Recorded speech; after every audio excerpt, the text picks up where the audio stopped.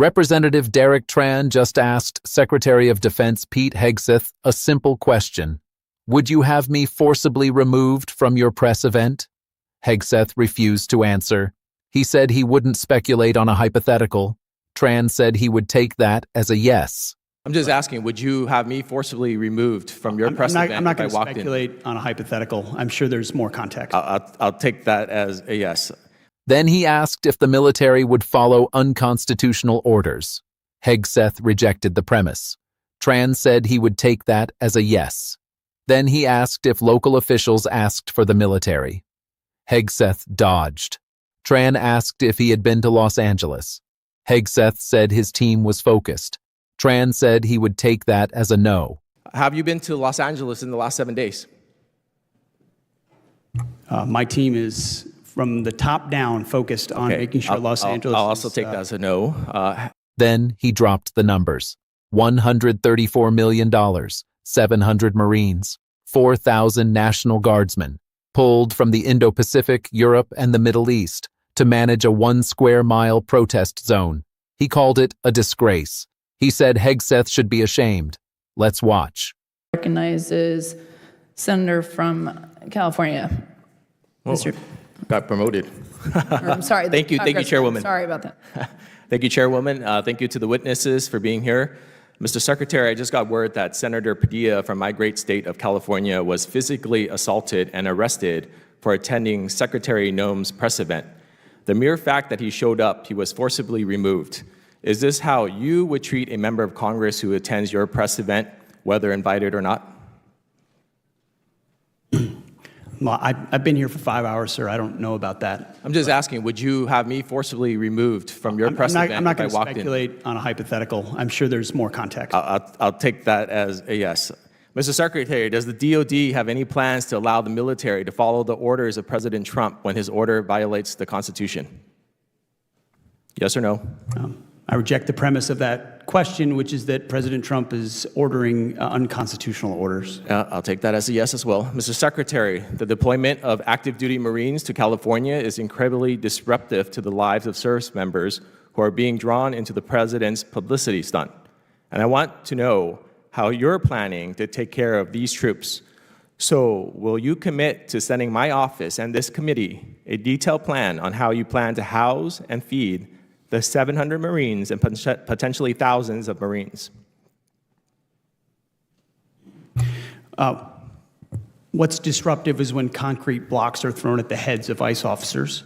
And so we're proud that National Guardsmen and Marines have responded in real time to help defend those federal law enforcement officers. So do you have a plan? Do you have a plan to house Not only do we have a plan, but it's been a focus of mine. I've held a riot shield before in a riot. I recognize what it means to respond in real time without enough time. Mr. Secretary, will you get me that plan, everything they can as fast as they can, and we have a plan for that. Mr. Secretary, I reclaim my plan. Chairwoman,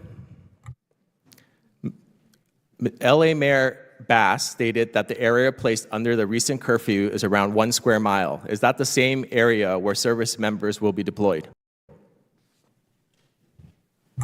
Service members are in Los Angeles to defend law enforcement, ICE agents, and facilities. So essentially you're telling me that American people and the American people that a 1 square mile block of LA, and for the record, LA County is over 4,700 square miles, warrants the deployment of 700 Marines and the federalization of 4,000 California National Guardsmen.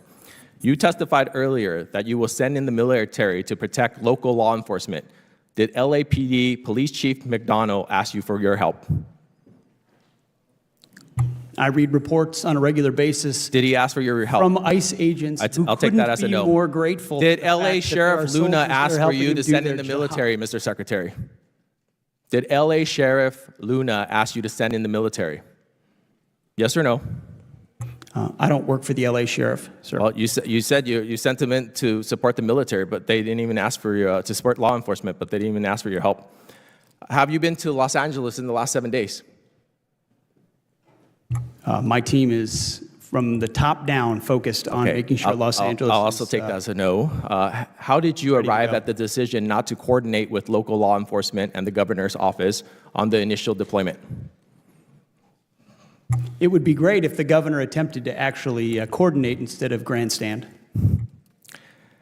All right, so I believe you're secretly deploying troops to an area without coordinating with local officials is somehow not disruptive and to the logistical and operational conditions on the ground. You agree with that? I would need you to repeat the question, sir. Does the department plan on coordinating with Governor Newsom's office on local law enforcement going forward, Mr. Secretary? We've coordinated with local law enforcement quite well, but the governor's been an obstruction to that, of course. All right, Secretary Hegseth, this political stunt, and by your own admission, is expected to cost the American taxpayer at least $134 million and will disrupt the lives of hundreds and potentially thousands of active duty Marines and 4,000 National Guardsmen. That's $134 million and thousands of personnel diverted away from critical missions in the Indo-Pacific, where China is rapidly expanding from Europe, where NATO needs US support amid growing Russian aggression, and from CENTCOM, where tensions are escalating so critically that your own General Kurilla had to cancel all his testimony in Congress today. Your redirection of combat-ready troops from real-world national security threats to manage a domestic protest is gross mismanagement and a slap in the face of service members whose lives are disrupted throughout this event. As a veteran myself, it's a disgrace, and you should be ashamed. I yield back. The gentleman's Madam time Chair, has expired. Madam Chair, can we add into record, please, that the gentleman from California has just stated that it is okay to have 1 mile of complete criminality in L.A. so long as it doesn't cover the 4700. That was not my statement. Madam Chair, that it's Mills, okay. Mr. Mills has not been This is recognized. absolutely Neither absurd. gentleman, You're neither putting words in gentleman my is mouth, recognized. Congressman. Have the right Mr. you have not been Chair, recognized neither by gentleman the is chair. recognized. The chair now neither have you. recognizes the Controls the time. congressman And neither have from you, Mr. Louisiana, Mr. Higgins, for 5 minutes. Well, thank you, Madam Chair. Let's bring it down a notch, shall we? Representative Derek Tran just delivered a masterclass in how to expose executive overreach, constitutional evasion, and the human cost of political stunts disguised as security operations. He did not come with a speech. He came with questions. He came with facts. He came with the voice of a veteran who knows what it means to deploy troops for real missions, not for political theater. And he left no doubt about the answer. Tran's approach was methodical, deliberate, and devastating. He did not grandstand. He did not raise his voice. He asked questions. And he let the secretary's answers, or lack thereof, speak for themselves. Tran began with a question that should not need to be asked in a functioning democracy. He told Hegseth that Senator Padilla from California was physically assaulted and arrested for attending Secretary Noem's press event. He asked Hegseth if that is how he would treat a member of Congress who attends his press event. Hegseth refused to answer. He said he wouldn't speculate on a hypothetical. Tran said he would take that as a yes. The implication is clear. The administration does not respect elected officials. It does not respect oversight. It does not respect the Constitution. It treats members of Congress as obstacles to be removed. The fact that a United States senator was physically assaulted for attending a press event is not a minor incident. It is a warning. It is a signal that the administration does not believe in checks and balances. It is a signal that the administration believes it can operate without accountability. Tran recognized that. He did not let it pass. Then Tran asked if the military would follow unconstitutional orders. Hegseth rejected the premise. He said President Trump does not issue unconstitutional orders. Tran said he would take that as a yes. The implication is clear.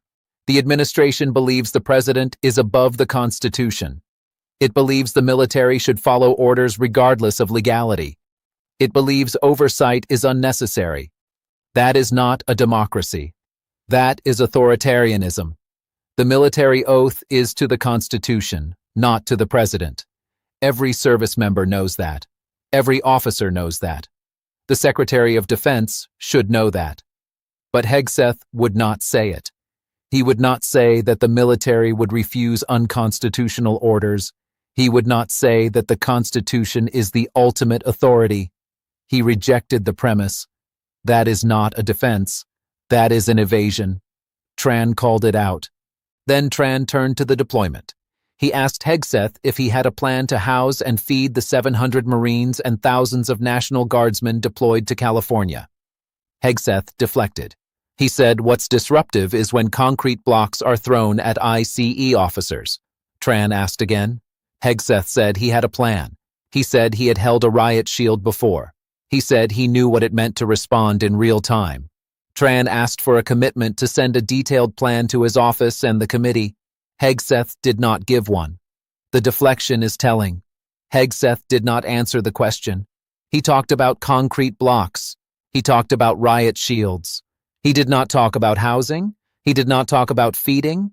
He did not talk about the logistical reality of deploying thousands of troops on short notice. He did not talk about the burden on service members. He did not talk about the disruption to their lives. He talked about the threat. He used the threat to justify the deployment. He did not justify the logistics. Then Tran exposed the scale of the deployment. L.A. Mayor Bass stated that the area under curfew is 1 square mile.